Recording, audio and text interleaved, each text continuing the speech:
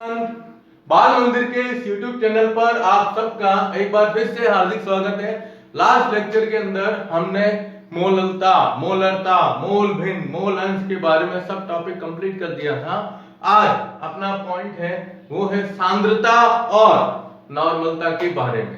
ठीक है, देखिए कोई भी पदार्थ जो होता है उस पदार्थ को अगर अपन ग्राम में लेते हैं, ठीक है, और उस ग्राम वाले पदार्थ को अगर आप किसी विलयन के अंदर घोलते हो और उस विलयन का आयतन अगर अपन लीटर में लेते हैं, किसमें, लीटर में, तो वो पदार्थ जब उस विलयन के अंदर घुल जाएगा, ठीक है ना, तब हम कहते हैं कि हमने इतने ग्राम पदार्थ को इतने लीटर विलयन के अंदर घोला है, तो इसकी सांद्रता क्या होगी।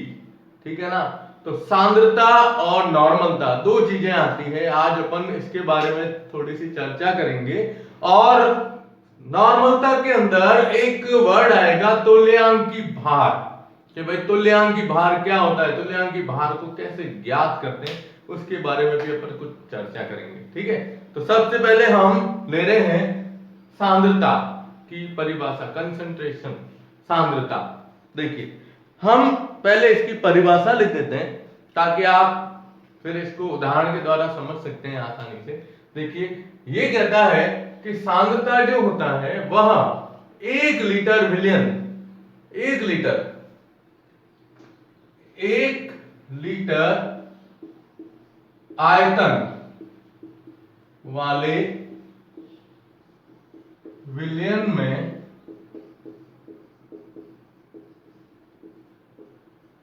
विलेय पदार्थ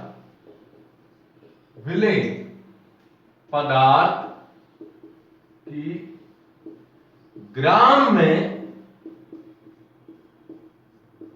अब देखो यहां थोड़ा सा वर्ड चेंज होगा।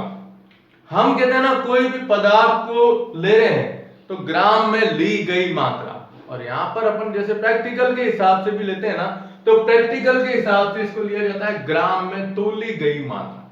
हमने कितना पदार्थ तोल के लिया है वो वर्ड आता है यहां पर। तो ग्राम में तोली गई मात्रा उसकी सांद्रता कहलाती है। क्या कहलाती है? सांद्रता कहलाती है। ठीक है, अब देखो क्या कहता है ये परिभाषा कहती है कि 1 लीटर आयतन वाले विलयन में, कितने, 1 लीटर आयतन वाले विलयन में, या हम ये भी कह सकते हैं कि किसी विलयन का 1 लीटर आयतन लेते हैं अपन, ये भी वर्ड आ सकता है। ठीक है ना, यानी हम इसमें आगे बताना चाहें तो लिख सकते हैं किसी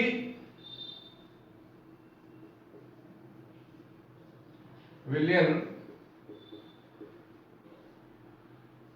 के 1 लीटर आयतन में, या किसी विलयन, या अपन ये वर्ड ले लेते हैं, चलो आप अपने कंफ्यूज नहीं होना है, सीधा बता देते हैं कि 1 लीटर आयतन, विलयन का आयतन कितना लिया है, 1 लीटर, तो 1 लीटर आयतन वाले विलयन में पदार्थ की ग्राम में ली गई मात्रा उसकी क्या कहलाती है, सांद्रता कहलाती है।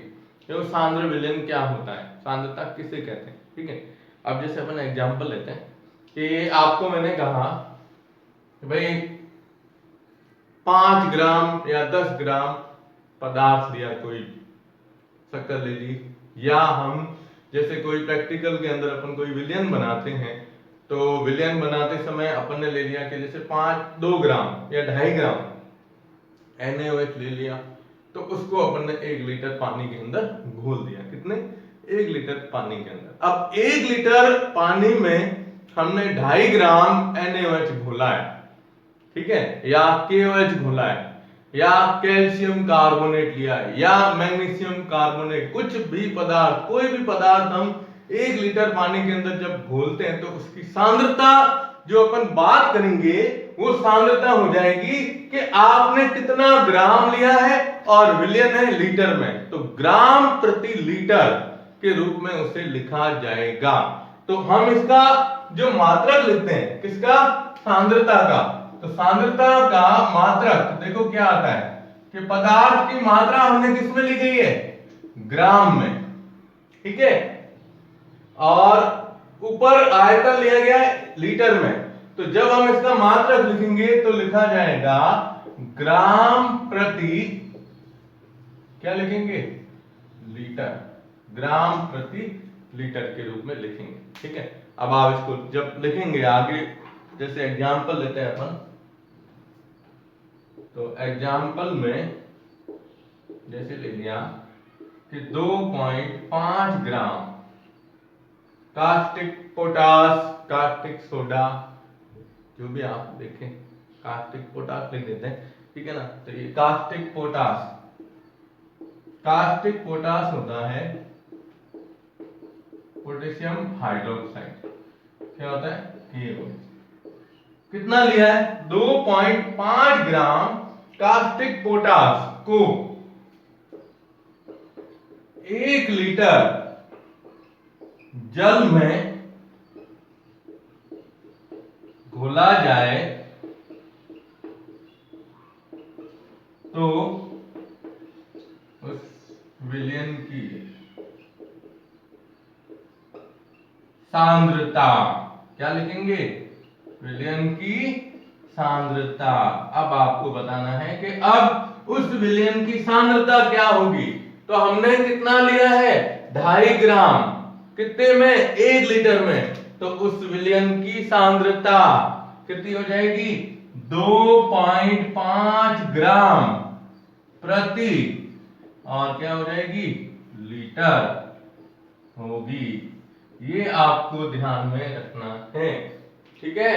तो क्या कहते हैं, जितना भी पदार्थ ले लिया आपने ग्राम के अंदर, उस ग्राम के पदार्थ को आपने कितने लीटर आयतन में, विलयन में घोला है, उस आयतन के हिसाब से अपन इसको इस प्रकार से प्रदर्शित करते हैं, ठीक है। तो ये पहला पॉइंट आता है सांद्रता। तो आप इसका स्क्रीनशॉट ले लो, और इसके बाद हम लेते हैं इसकी साथ में नॉर्मलता के बारे में, ठीक है। चलिए ले लीजिए इसका स्क्रीनशॉट, हो गया।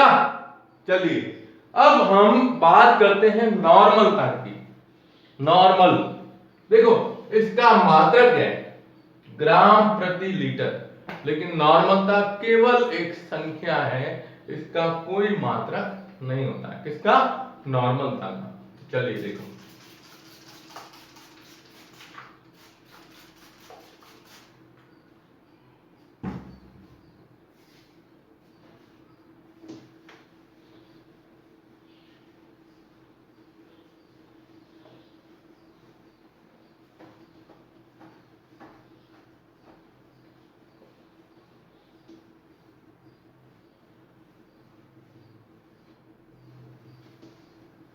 देखिए नॉर्मलता, मोललता, मोलरता, ये सब चीजें बहुत इंपॉर्टेंट है केमिस्ट्री के हिसाब से। तो मोललता, मोलरता और इसके बारे में तो अपन पहले बात कर चुके हैं। अब देखिए पॉइंट आता है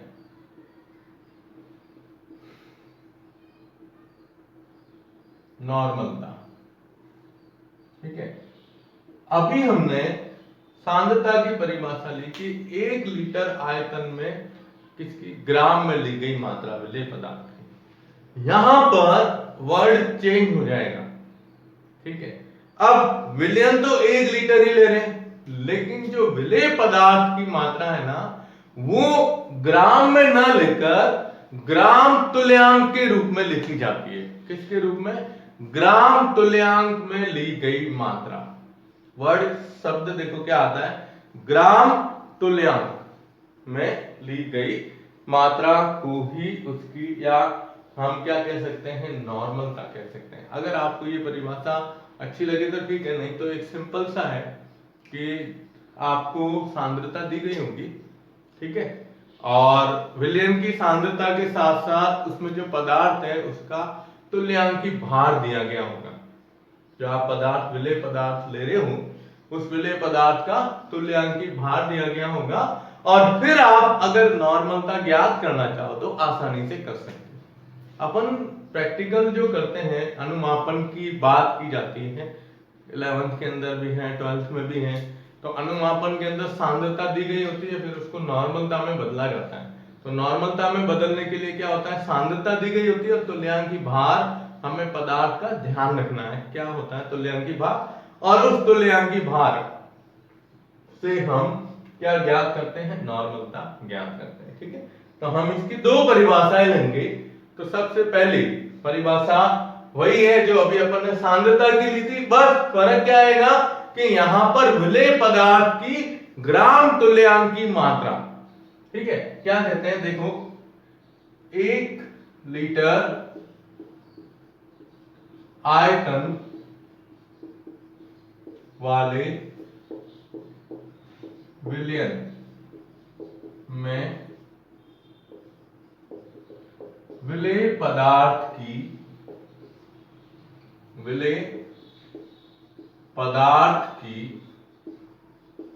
ग्राम तुल्यांक की मात्रा, ग्राम तुल्यांकी, बस ये वर्ड यहां पर आ गया। वहां था ग्राम में ली गई मात्रा और यहां पर आ गया ग्राम तुल्यांकी मात्रा। विलेय पदार्थ की ग्राम तुल्यांकी मात्रा को ही क्या कहा जाता है, नॉर्मलता कहा जाता है।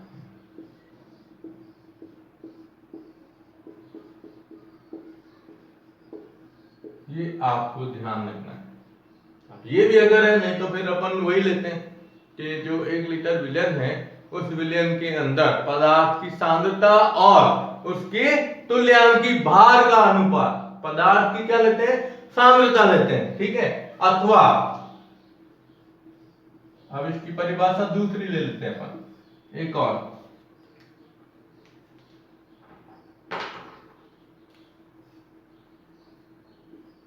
क्या लिखेंगे, किसी विलयन की 1 लीटर में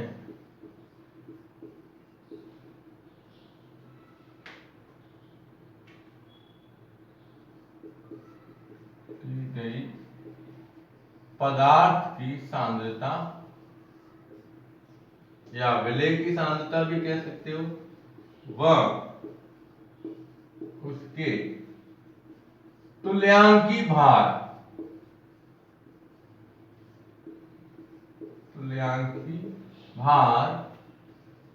का अनुपात भी नॉर्मलता कहलाता है।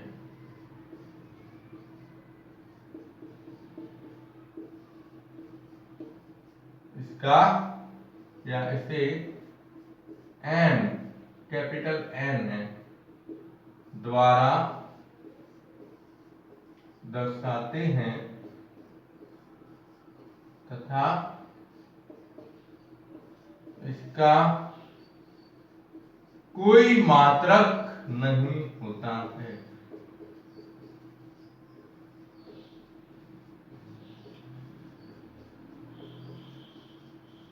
ठीक है, क्या कहता है ये कि 1 लीटर आयतन वाले विलयन में हम पदार्थ की जो सांद्रता ले रहे हैं, सांद्रता और उसके तुल्यांकी भार का अनुपात ही क्या कहलाता है, नॉर्मलता कहलाता है। नॉर्मलता को कैपिटल एन के द्वारा दर्शाते हैं और इसका कोई मात्रक नहीं होता, यानी कुल मिला के आपको एक ही चीज ध्यान रखनी है। यहां देखिएगा कि नॉर्मलता बराबर सांद्रता बटे क्या जाएगा, तुल्यांकी भार। ये सूत्र आपको ध्यान में रखना। और नॉर्मलता को पीछे दर्शाएंगे किसके द्वारा, एन के द्वारा दर्शाते हैं। ठीक है, अब ये कैसे लिखते हैं, कैसे ज्ञात करते हैं, तो इसका अभी अपन एक सवाल ले लेते हैं, है ना। इससे पहले आप क्या करो, इसका स्क्रीनशॉट करो। ओके, तो अब हम इसको एक उदाहरण के द्वारा दर्शा देते हैं। जैसे आपको एक सवाल दिया, ध्यान दीजिएगा, समझ में आई परिभाषा? सूत्र क्या रखोगे? सांद्रता बटे तुल्यांकी भार, ठीक है।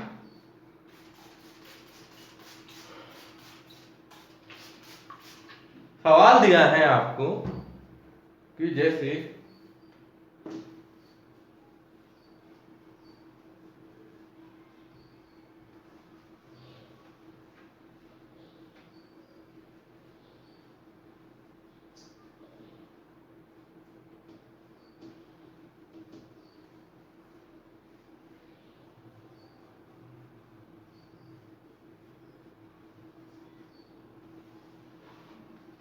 सवाल है कि कास्टिक सोडा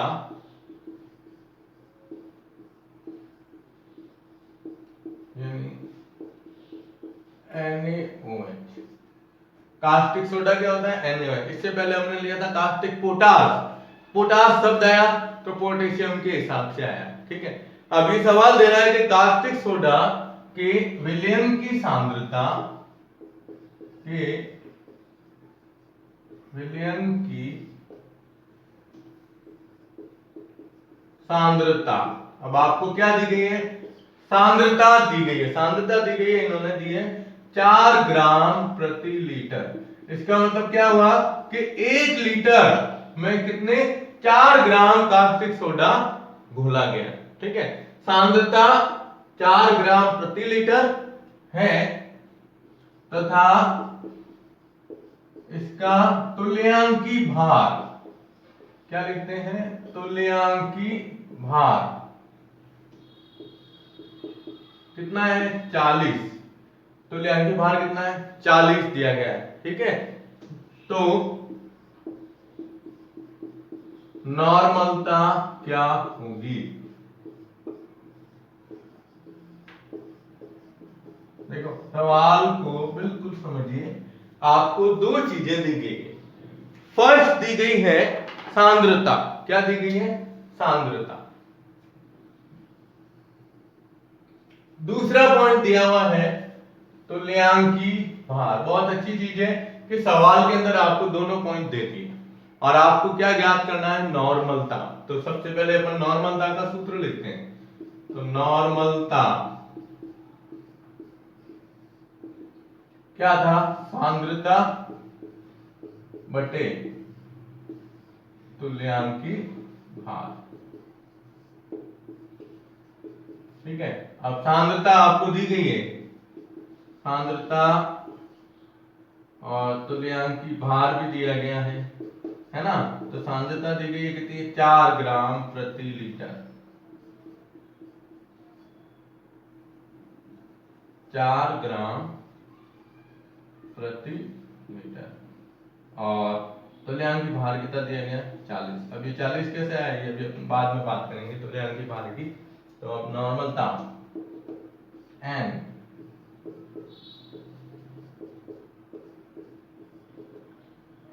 चार सांद्रता है बटे 40 आ जाएगा। तो 1 बटा क्या आ जाएगा? 10, ठीक है। 4 है, ऊपर 4 है तो 4 बटा 40 कट गया 1, तो कितना आया? 1 बटा 10। अब देखो हमने कहा कि इसका कोई मात्रक नहीं है।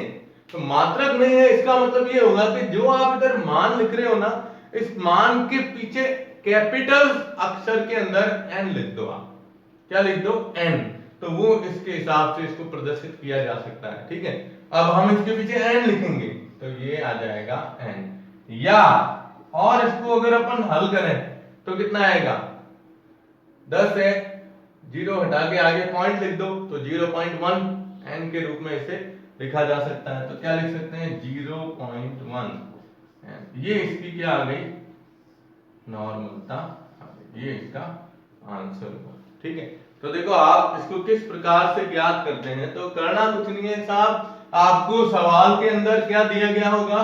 पदार्थ की सांद्रता दी गई होगी और दूसरा उसका तुल्यांकी भार दिया गया होगा। तो नॉर्मलता का सूत्र है सांद्रता बटे तुल्यांकी भार। सांद्रता तुल्यांकी भार ये ज्ञात करोगे तो इस प्रकार से याद रखिएगा, पीछे कैपिटल एन लिखेंगे जो किसको प्रदर्शित करता है, नॉर्मलता को प्रदर्शित करता है। ठीक है, तो आप इसका स्क्रीनशॉट ले लो। ओके, अब देखो अपन हमारा ये टॉपिक पूरा हो गया, कौन सा, नॉर्मलता और सांद्रता के बारे में। अब इसके अंदर बीच में एक पॉइंट आ रहा है, तुल्यांकी भार। मैं आपको एक सिंपल सा उदाहरण देके अभी अपन बात करते हैं, क्योंकि अपना नेक्स्ट पॉइंट जो है ना वो तुल्यांकी भार है।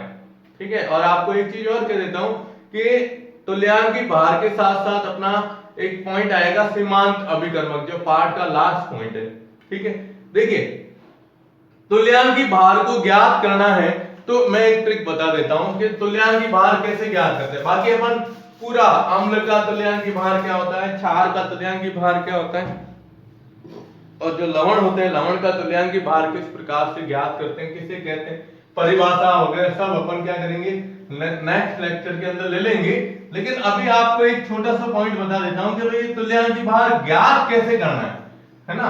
जैसे जनरली इसके लिए हमें दो चीजें चाहिए, एक तो आपको उस पदार्थ का या उस आयन का अणुभार ध्यान होना चाहिए, और दूसरी चीज आती है संयोजकता। देखो ये ना क्या होता है, जनरली अपन लेते हैं ना तो तुल्यांकी भार बराबर होता है, ऊपर लेते हैं अणुभार और बटा में क्या लेते हैं, इसकी संयोजकता कितनी है। ये एक शॉर्ट तरीका है, आपको एक ट्रिक बता रहा हूं, बाकी टॉपिक अपन कर लेंगे पूरा परिभाषा वगैरह सब। ठीक है, तो तुल्यांकी भार ज्ञात करना है, जैसे आपको दे दिया SO4 का तुल्यांकी भार ज्ञात करो। अब ये आयन है ना, तो देखो इसमें कितने तत्व है, एक है सल्फर, एक है ऑक्सीजन।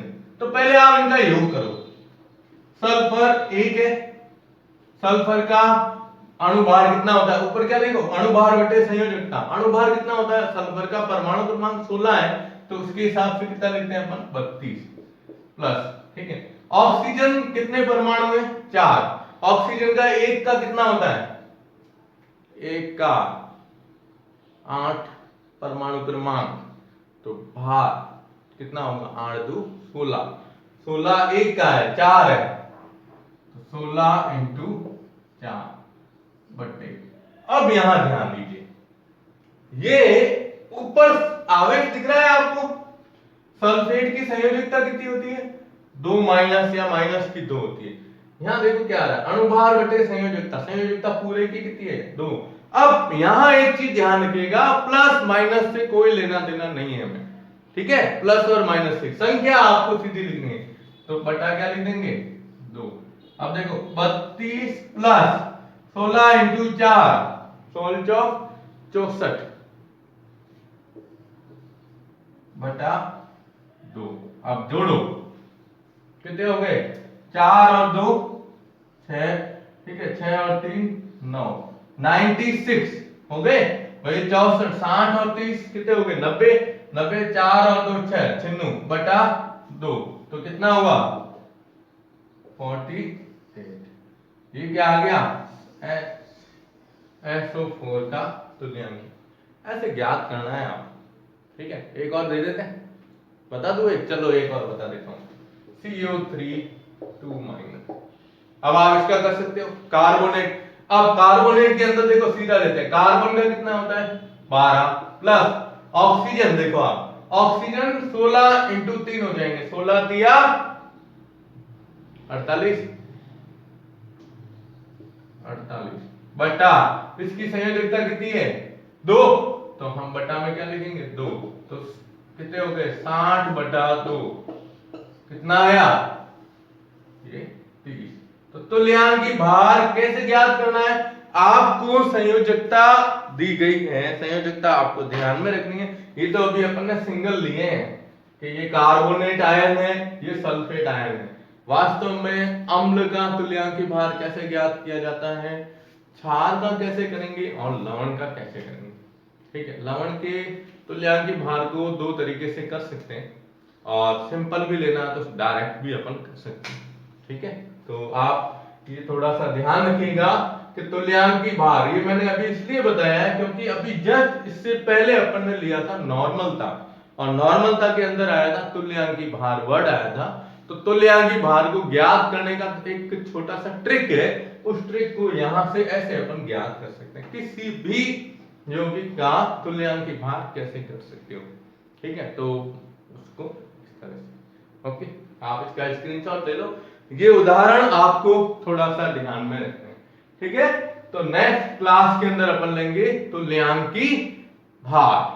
ओके, बाल मंदिर बाड़मेर के इस यूट्यूब चैनल को ज्यादा से ज्यादा सब्सक्राइब कीजिएगा, और स्पेशली बाल मंदिर के जितने भी स्टूडेंट हैं, चाहे 11th का हो चाहे 12th का हो, ठीक है ना, नोट्स स्कूल में दिए जा रहे हैं, आपको कॉपी दी जाएगी, आप उसका फोटोकॉपी करके और वापस स्कूल में जमा करा देना, और साथ साथ में लिखते रहिएगा। धन्यवाद।